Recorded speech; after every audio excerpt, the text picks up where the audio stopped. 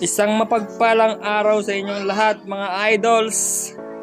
At ngayon po ay makakapaghatid na naman po tayo ng estudyante na pinagbuhatan high school.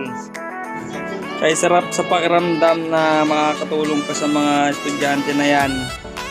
Naihatid natin sila sa malapit sa kanilang mga tahanan. Dahil birthday ni Mama Mary ngayon ay gumawa na naman po tayo ng kabutihan sa ating kapwa. Shout out na po pala sa mga nanay at tatay nila dyan na mga estudyante na yan. Tuwan-tuwa po sila dyan kasi ang sabi nila nakakuha na raw po sila ng ayuda galing kay Mayor.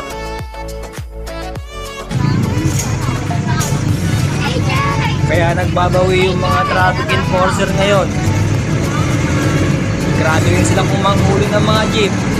At natin kami ang ticket. Bawing-bawi din naman.